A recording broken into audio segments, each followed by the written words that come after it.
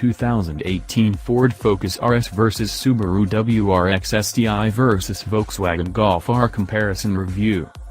Humans are always seeking thrills in unlikely places. Whether we're being crushed in a mosh pit, flung out of an aircraft, plunging over a waterfall, or simply sat in a dark room having the wit scared out of us while munching popcorn, as long as that heart rate is increased we're happy. The Ford Focus, Subaru Impreza and Volkswagen Golf are equally weird places to search for a buzz. In standard form, their engines prioritize economy over power, their body shells swallow groceries better than they distribute weight, and their prices are too small to justify serious engineering. But in 1994, Subaru delivered the bane of Porsche 911 drivers everywhere, the Impreza WRX STI. It took the rallying world by storm and gave grip to the masses and road guys. Subaru took the humble Impreza, added a turbocharger and rear drive shafts, then tweaked its handling and brakes to suit. Virtually nothing could drop a well-driven STI on a tricky road. The Subie wasn't the first turbo all-wheel drive weapon, but its success forced others to forge their own. Ford's third-generation Focus RS switched to Ford-driven wheels with devastating effect, rolling into Performance Car of Year 2017 and blowing away 3 supercars to snatch third place. Before that, it beat the Volkswagen Golf GTI 40 Years and Mercedes-AMG A45 in a comparison where neither could match the RS's involvement and handling genius. Sadly, Ford's Saarlouis factory in Germany will turn its attention to the all-new Focus sometime this year, less than 24 months after the RS arrived. The good news is Ford wants to leave as much destruction in its wake as possible and has fitted a front LSD and sticky tires as standard for the limited edition Final Act.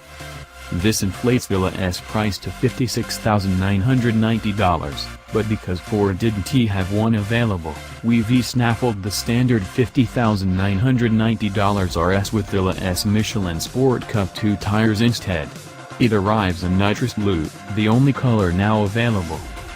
For the rematch, the limited edition Golf GTI 40 Years has tagged in its big brother, the R, which transfers the clutch-locking Haldex differential from the front axle to the prop shaft for a better chance at slaying the RS. Volkswagen also refreshed the R last year, boosting outputs, tech, and sharpening its looks. Thankfully the price hasn't gone the same way, our 6-speed manual-equipped version costing $52,990, only $250 more than the price which helped hoist it to a bang-for-your-bucks category top spot in 2014. Speaking of previous 5 champs, the WRX STI used to be virtually purpose-built for the award, but the recipe has been the same for a while now. Subaru dropped the Impreza nameplate, allowing the base car to move on a generation. Meanwhile, the standard WRX has adopted the company's new FA series engine with a more logical low-mount turbocharger.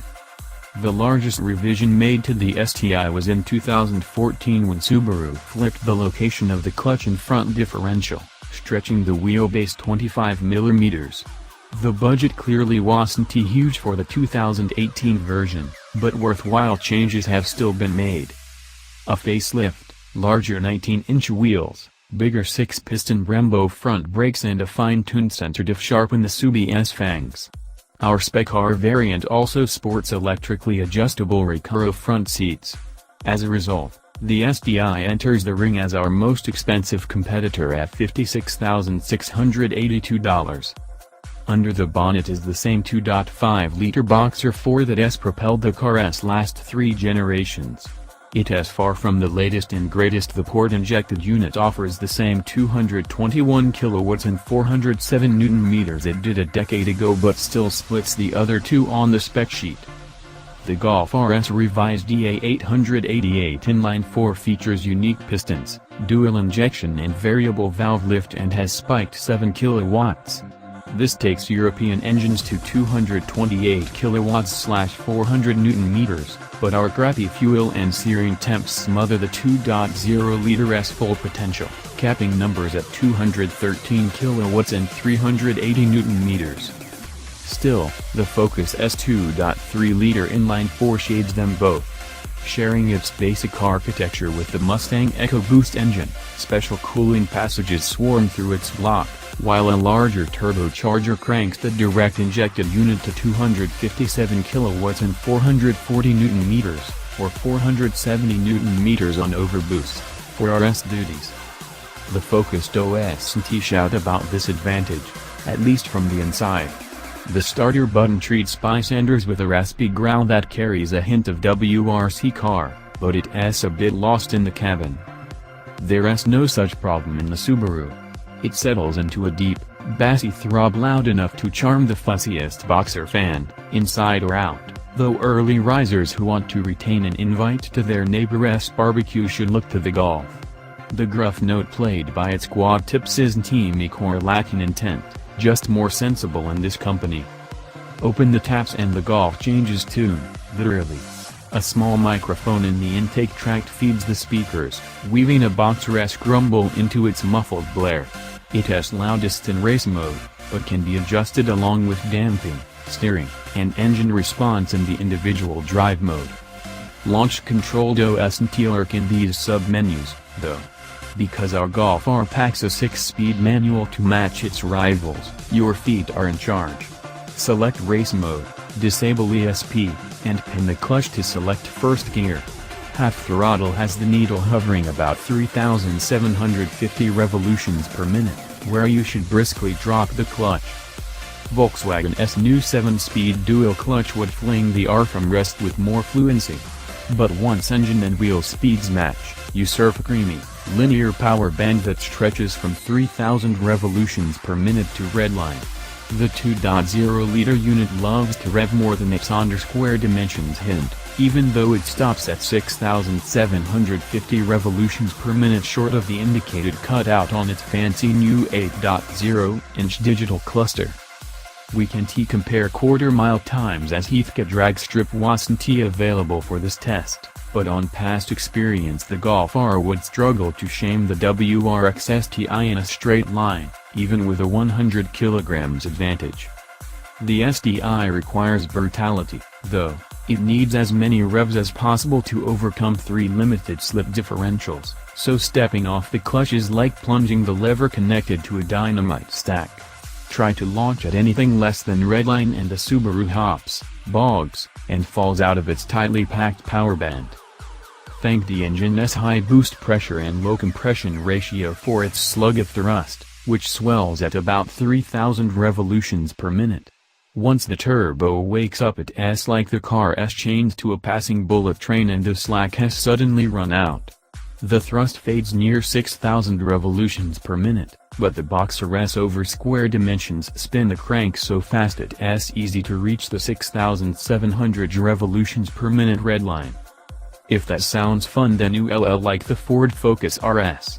It's claimed to hit 100 km/h from rest in 4.7 seconds, but not without flat shifting. Forget launch control, too, as like the Subaru the Ford needs as many revs as possible to leap away from the line. Drop the clutch and the revs land nicely in a torque crest, which reels you into the engine's mid-range. It's here the Focus RS channels its predecessor's 5-banger vibe, its 2.3-liter engine feeling half a liter larger than it is. The engine bay's sound pipe injects a hint of warble into the cabin, too, for those missing the old soundtrack.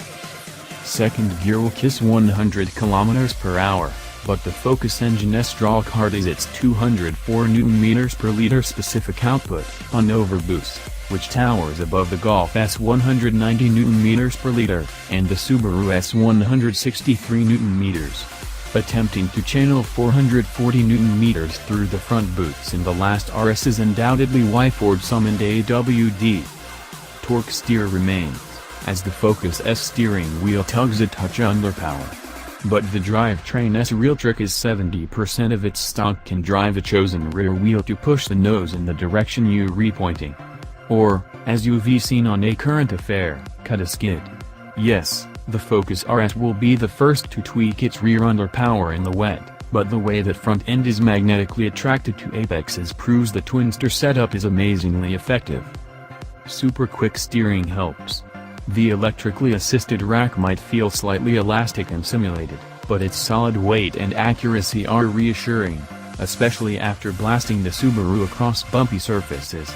It's like different engineering teams worked on the STI's front and rear suspension and never shared notes. As the only car here with passive dampers, our crater testing roads tie the Subaru in knots. The rear suspension absorbs ruts with stability, but the shockwaves through the steering can be strong enough to knock the wheel from your hands. The ESP can catch it, but will grab the fronts and force understeer. It does help that the hydraulic rack is slow-geared and lacks any meaningful weight at speed. Switching to the Golf R on these roads is like finding the right frequency on the radio. There's no more harshness, noise, or vibration.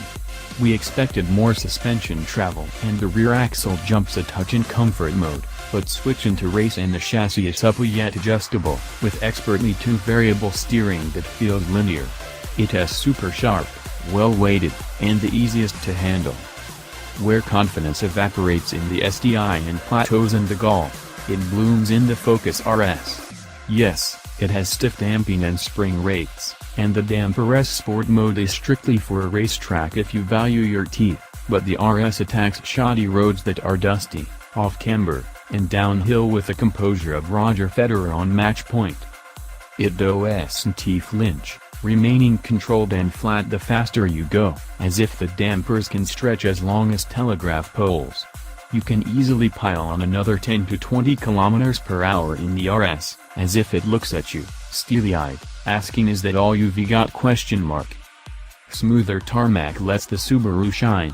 While you can adjust the suspension, you can adjust the lockup of the center diff. Leave it open for more agility, lock it up for more traction, but really it's best left to its own devices in auto. The Golf S all-wheel drive technology pales next to the others, relying on its single-piston brake calipers to shuffle torque from side to side. It doesn't fire off corners like the WRX or pivot like the RS, however, its spiralists never protest under power, its circuit boards clearly knowing how to best distribute its 380 Nm. As for shift work, the Golf S clutch is softly sprung, easy to engage, and feels light. The lever slots with ease and the bulbous shift knob molds nicely to your palm. It's worlds away from the Subaru S, which can snatch and needs to be manhandled into each gate. The clutch has a firm spring, and the bite point is brief, but it oozes mechanical charm. The Focus S is the most involving device, with a slick, long throw and more purposeful knob design.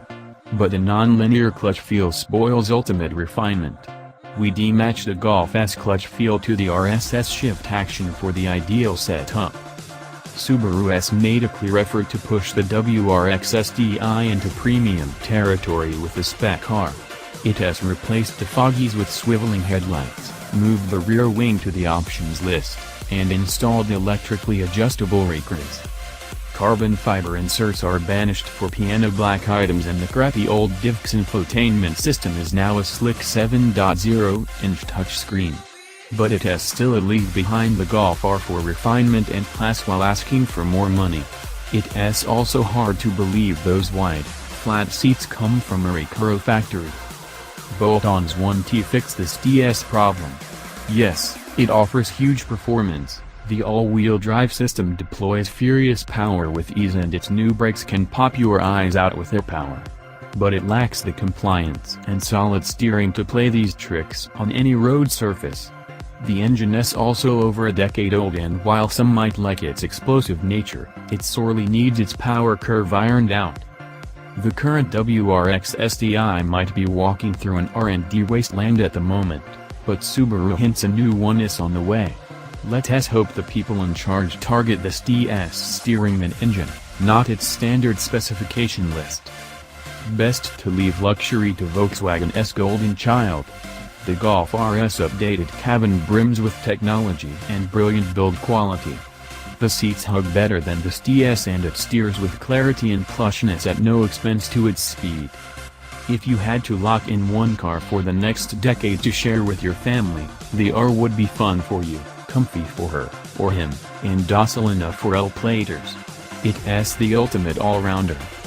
However, while we expected the Golf to school its track-focused competition on ride composure, it failed to master the bumps. Maybe the MK8R coming in a couple years will bring even better damping and an engine that can max out in our conditions. These are, admittedly, among the worst surfaces we've ever used, but this rough terrain is what hot hatches and WRX STIs must rule. And the Ford Focus RS does rule. Its interior might resemble a melted Nokia omelet, and its ride is challenging, but when you slide into its wonderfully grabby seats it tastes like dropping the visor on Sebastian Ogier's helmet. The way it points, the grip it pulls, the speeds and mistakes it lets you get away with are the hallmarks of a legend. Its single-mindedness will tire some, but the punishment worth the reward. If you buy one, drive it hard. Because thrills like these don't happen often.